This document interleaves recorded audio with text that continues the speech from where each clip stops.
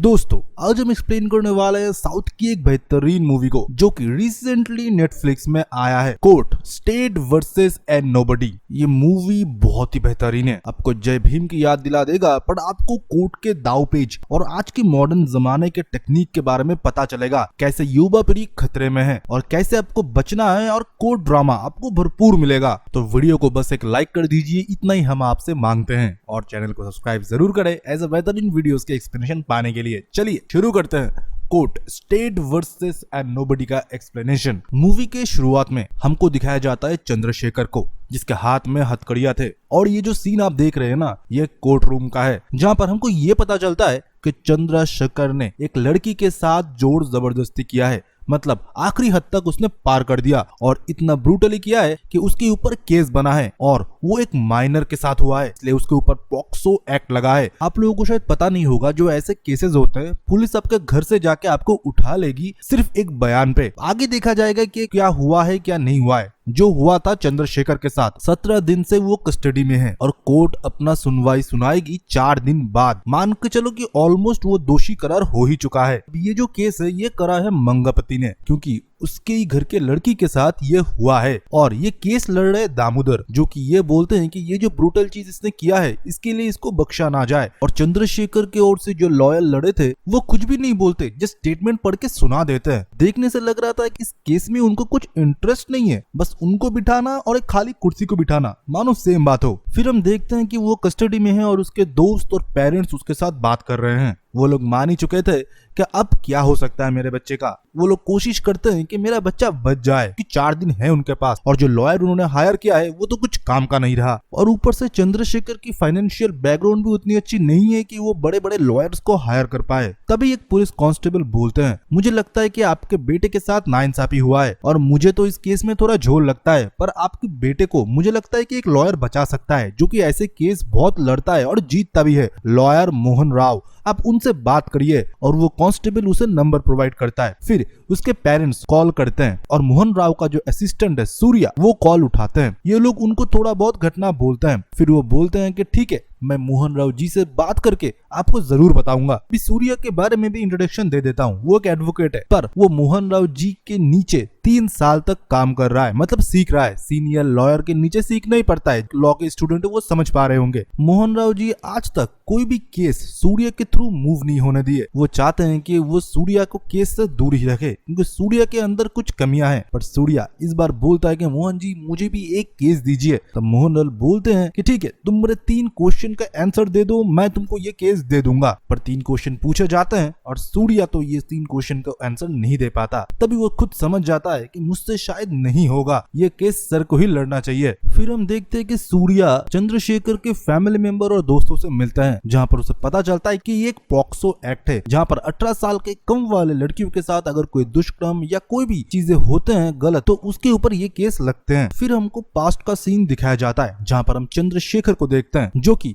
Part time बहुत सारे job वगैरह करते हैं। अपने लाइफ के साथ वो बहुत मस्त रहता है, फोन में गेम भी खेलता है, वो जॉब भी करता है, पर उसको पढ़ाई नहीं करना। उसके फैमिली मेंबर बोलते हैं कि बेटा तू हायर एजुकेशन कर, एजुकेशन जरूरी है, फिर कहीं पर अच्छे सा परमानेंट जॉब ले ले। पर चंद्रशेखर तो यही मानता है कि दुनिया में पैसा ही सब है, अगर मैं जगह जगह जाके थोड़े मोड़े काम करूंगा, पैसे जोड़ूंगा, तो आगे जाके बहुत तरक्की करूंगा। एजुकेशन का क्या है, पैसे ही तो कमाना है ना। पर चंद्रशेखर की फैमिली बैकग्राउंड उतनी भी अच्छी नहीं थी, उनके पास पैसे नहीं थे। चंद्रशेखर की माँ घर में प्रेस वगैरह करा करती है, ऊपर से उसके फादर जो है वो वॉचमैन थे, और घर में एक छोटी बहन भी थी। अभी चंद्रशेखर के घर के साइड में ही एक नया घर शिफ्ट हुआ था, जो कि जबीली का होता है। वो नई नई उधर आई थी और स्कूल में भर्ती हुई थी, और चंद्रशेखर इधर उधर घूमा करता था। तो होता है ना कि गर्ल्स, भाई इसका नंबर मेरे पास है, तू रात को कॉल कर, इसके साथ थोड़ा प्रैंक करते हैं, मजाक करते हैं। तो जबीली को वो नंबर दिया गया। फिर जबीली भी अपने दोस्तों में थोड़ा एकदम शो ऑफ करने के लिए कि भाई इसके साथ मैंने रात को ये प्रैंक किया, इसको मैंने डरा दिया, फलाना डिमका। होता है ना,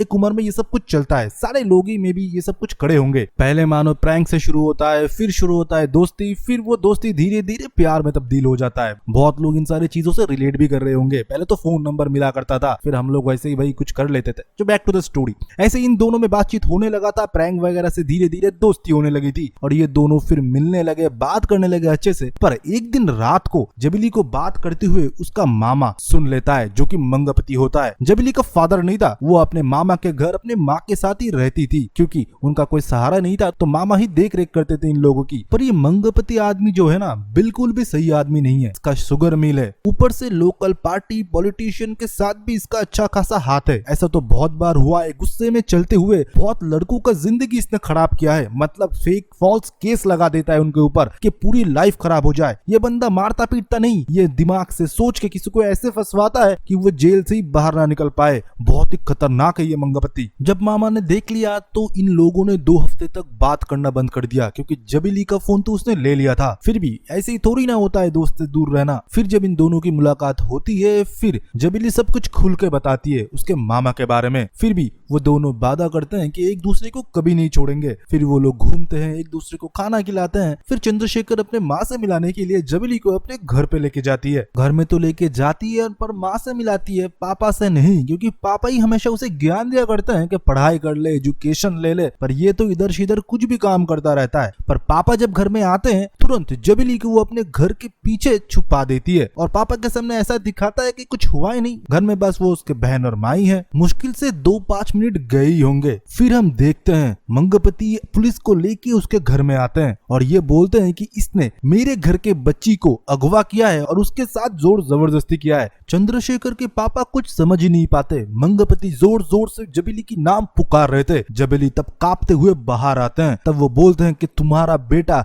जो भी किया है उसका सजा मिलेगा। हमारे घर के बच्चे के साथ ये सब कुछ कर रहे हो तुम लोग। फिर जबीली को गाड़ी में बिठाते, जबीली का पूरा बॉडी कांप रहा था। वो एक शब्द बोलने की तब लायक नहीं थी, डर रही थी मंगपति से वो। और घसीटते हुए चंद्रशेखर को ले जाया जाता है पुलिस स्टेशन। जब जबीली को उसके मामा घर में लेके जाते हैं, उसके ऊपर चिल्लाता है, हाथ भी उठाता है। तब जबीली की माँ जब रोकने के लिए आती है, उसे बोलती है कि मेरे घर में रहना है तो मेरे रूल फॉलो करने पड़ेंगे, गाँव में मेरा इज्जत है। उसकी माँ बोलती है कि ये लोग अभी बच्चे हैं, उसे वार्न करके छोड़ देना, इसके ऊपर कोई केस मत देना, इसका भविष्य खराब हो जाएगा। पर मंगपति तो ठान चुका था कि इसको जेल में ही सड़ाऊंगा मैं। माँ बेटी को वार्न कर देता है और बोलता है कि मेरे बीच में मत आना। फिर तो आपको पता ही है कि दामोदर को हायर करता है मंगपति। दामोदर पूरा केस सजाता है और दूसरी जगह ये लोग भी एक लॉयर हायर करते हैं, पर उस लॉयर को भी मंगपति खरीद लेता है। फिर जो प्रेजेंट टाइम में हुआ था कि उसको 4 दिन बाद राय मिलेगा कि क्या कुछ होना है और 17 दिन से ये जेल में ही है। फिर हम प्रेजेंट पे आते हैं और सूर्य को देखते हैं कि उसको सारा कहानी पता चलता है कि क्या कुछ हुआ है चंद्रशेखर के साथ। और सूर्य तब डिसाइड करता है कि ये केस तो वो लड़ेगा। सर को जाके वो बताता है इस केस के बारे में। सर मना कर देते हैं कि इस केस में चंद्रशेखर की बचने की चांसेस बहुत कम है, ये केस मैं नहीं लड़ूंगा। पर सूर्य तो ठान चुका था।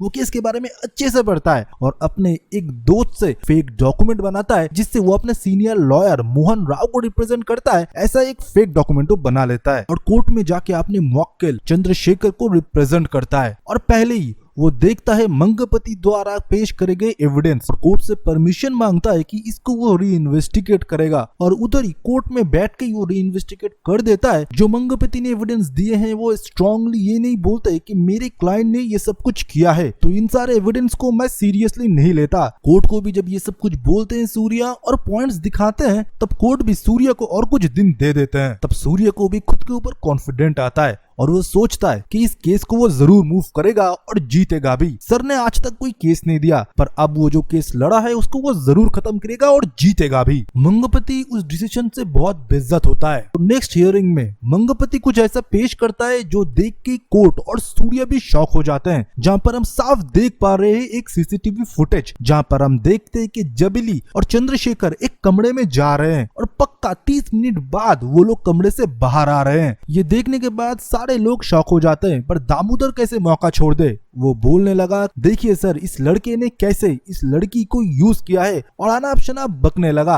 और कोर्ट बोलता है ठीक है, हम कुछ दिनों बाद इसका राय सुनाएंगे। ये बात सुन के सूर्य को भी गुस्सा आता है। मंगपति उसे बोलता है मेरे पास और ऐसे और एविडेंस है जिससे मैं केस को और स्ट्रॉन्ग करूंगा और इस लड़के को जेल में ही सड़ाऊंगा। सूर्य एकदम गुस्सा जाता है चंद्रशेखर की फैमिली और दोस्तों के ऊपर कि इसके बारे में मुझे क्यों नहीं बताया, इस केस से तुम्हारे दोस्त दोस्त को और आपके बच्चे को कोई बचा नहीं सकता। फिर हम देखते हैं कि रात को सूर्या के घर में चंद्रशेखर के दोस्त और उसके पेरेंट्स जाते हैं और रिक्वेस्ट करते हैं और रोने लगते हैं फूट फूट से कि सर हम लोग गरीब है, मेरा बच्चा मेरी गरीबी मिटाएगा, वही मैं सोच रहा था, पर आज वो जेल में सर, अगर बच्चे को कुछ हो गया तो हम लोग भी जहर खा लेंगे। फिर हमको फ्लैशबैक में पता चलता है जहाँ पर हम देखते हैं कि जबीली और चंद्रशेखर एक साथ मिल रहे थे, खाना खा रहे थे। तब जबीली बताती है मैं 10 दिन तक वापस नहीं आऊंगी क्योंकि मुझे मेरी एक रिश्तेदार की शादी में जाना है। पर वो दोनों एक दूसरे से इतने दिनों तक दूर कैसे रहे? एक एज में अट्रैक्शन ऐसा ही होता है, एक पल भी ना देखो तो मानो कुछ होने लगता है। तो क्या था, चंद्रशेखर उसी शादी में पहुंच जाता है और मौका देख के वो दोनों एक कमरे में चले जाते हैं और इसी का ही सीसीटीवी फुटेज इन लोगों को मिल जाता है। सीसीटीवी तो लगाया गया था शादी में कोई चोरी होता है, गेस्ट आए हैं, वो सब कुछ देखने के लिए, पर सीसीटीवी से मिला ये। और ये जब मंगपति को पता चला वो फिर अपने आदमी लगा देता है चंद्रशेखर के पीछे, उसके दोस्तों के पीछे कि इन लोगों का एक्टिविटी क्या होता है, और हर जगह ये लोग फोटो खींचने लगे। चंद्रशेखर का एक दोस्त एक मेडिकल शॉप से प्रोटेक्शन लेता है, उसका भी फोटो वो खींच लेता है। जब और एक फुटेज उसे मिलता है जब पर जबीली चंद्रशेखर के बाइक में बैठता है, उसका भी फोटो वो खींच लेता है। और सीसीटीवी फुटेज तो पहले से ही था और वो एक स्टोरी बुन लेता है कि चंद्रशेखर के दोस्त भी इसमें इन्वॉल्व है और बाइक में बिठाता है। फिर ये लोग ये सब कुछ कर रहे थे, मतलब पूरा एक स्टोरी, एक चक्रव्यूह रच दिया था मंगपति ने। और दूसरी जगह मोहन राव को देखते हैं जहां पर प्रैक्टिस पे सूर्या बहुत दिनों से नहीं आ रहा था, तो ये सीनियर लॉयर है, पता लगा लेते हैं कि क्या झोल कर रहा है सूर्या। सूर्या को बुलाते हैं, उसे डांटने की जगह उससे समझाते हैं कि तुम जो ये कर रहे हो, पहले तो ये इलीगल है, अनऑथराइज्ड है, और तुम एक लॉयर हो, ऊपर से जो केस तुमने लिया है या क्या तुम कंप्लीट कर पाओगे? इससे पहले भी मैंने देखा था तुम्हारा एटीट्यूड में किसी भी केस को कंप्लीट करना नहीं था, जब तुम एक जगह अटक जाते हो छोड़ देते हो, पर सूर्या इस चीज को जरूर कंप्लीट करो, मुझे तुम पे भरोसा है। तब सूर्या को भी खुद के ऊपर कॉन्फिडेंट आता है कि सर ने उसके ऊपर भरोसा जताया है। सूर्या फिर नेक्स्ट हियरिंग पे कोर्ट में जाता है और कोर्ट को बताता है उस कमरे में जो कुछ भी हुआ है आप लोगों को, सब लोगों को गलत लग रहा है, पर उस कमरे में क्या हुआ है उस चीज के बारे में सिर्फ इन दोनों को ही पता है, चंद्रशेखर और जबेली। मैं चाहता हूं कि दोनों का ही स्टेटमेंट लिया जाए, अगर मैच करता है तो अब समझ पाएंगे क्या कुछ हुआ है। पर जबेली का जो डॉक्टर था जो कि मंगपति द्वारा मैनिपुलेटेड था, वो बोल देता है कि जबेली की तबीयत एकदम खराब है, वो कुछ भी स्टेटमेंट कोर्ट में नहीं दे पाएगी। पर तब हम देखते हैं कि चंद्रशेखर का स्टेटमेंट लिया जाता है, वो सब कुछ बताता है कि कमरे में क्या कुछ हुआ था। फिर हम देखते हैं मंगपति को पता चल चुका था कि आज नहीं तो कल जबेली को कोर्ट में आना पड़ेगा, बयान देना पड़ेगा। अगर बयान से वो मुकर गई या गलत बयान देती है तो उसके लिए वो अच्छा नहीं होगा। फिर वो जाता है और उसके माँ को और जबेली को अच्छे से समझाता है कि उन लोगों को क्या बोलना है। चंद्रशेखर को जेल के अंदर ही वो सड़ाएगा, अगर माँ बेटी ने उसके बात के खिलाफ किया तो दोनों को ही मार दिया जाएगा।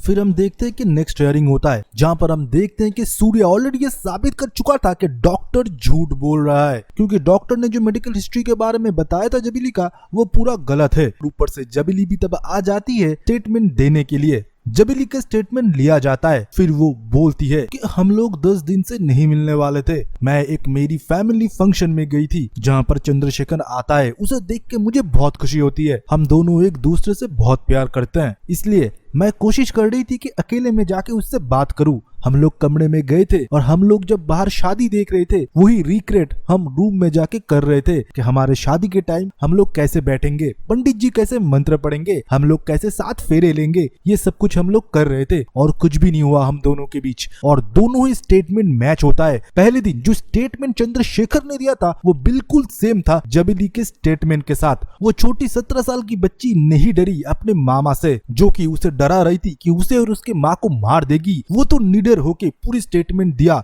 पर बहुत सारे लड़कियां इस जगह मुकर जाते हैं, बहुत सारे फेक केसेस में लड़के अभी भी जेल के अंदर है, अब डेटा उठा के देख सकते हो। तब हम देखते हैं कि मंगपति और वो जो फेक डॉक्टर था उन दोनों के ऊपर कार्रवाई होता है। मंगपति की तो जेल हो जाता है और डॉक्टर की लाइसेंस कैंसिल कर दिया जाता है और चंद्रशेखर बाइज्जत बड़ी हो जाता है। कोर्ट के स्टेटमेंट आने के बाद जब चंद्रशेखर बाहर आता है वो सूर्या को गले लगा लेता है और रो पड़ता है कि आज अगर आप नहीं होते तो मैं जेल में ही सड़ता, आपने मुझे नई जिंदगी दी है। तब सूर्या बोलता है, जिस पापा से तुम इतना नफरत करते हो, तुमको एजुकेशन लेने के लिए बोलते हैं, वही पापा की वजह से आज तुम बाहर हो। उन्होंने मुझे समझाया कि तुम्हारे जैसे बहुत सारे नौजवान इस एज में सोचते हैं कि पैसे ही सब कुछ है, पढ़ाई लिखाई की कोई जरूरत ही नहीं है। अगर आज मैं पढ़ता लिखता नहीं तो लॉयर नहीं बनता। तो मैं ये नहीं समझता कि कैसे झूठे केस बनाए जाते हैं और झूठी एविडेंस पेश करके तुम जैसे नौजवानों को फंसाया जाता है। आज अगर जबीली अपने स्टेटमेंट से मुकर जाती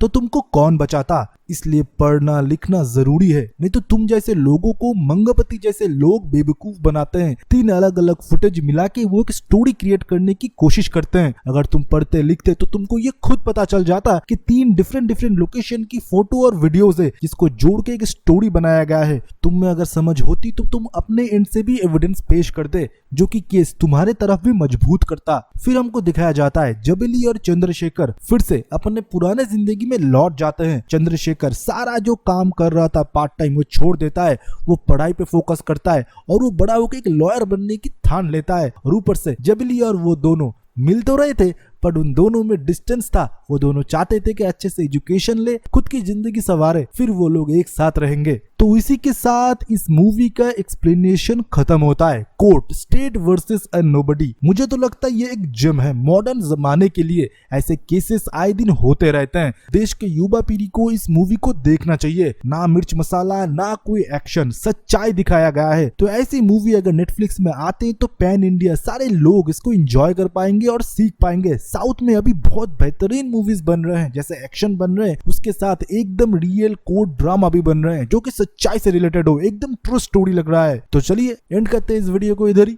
आप वीडियो को लाइक कर दीजिए, हमको थोड़ा सपोर्ट दिखाए, कमेंट सेक्शन में आपका प्यार बरसा दीजिए। तो चलिए तब तक के लिए बाय बाय, सी या।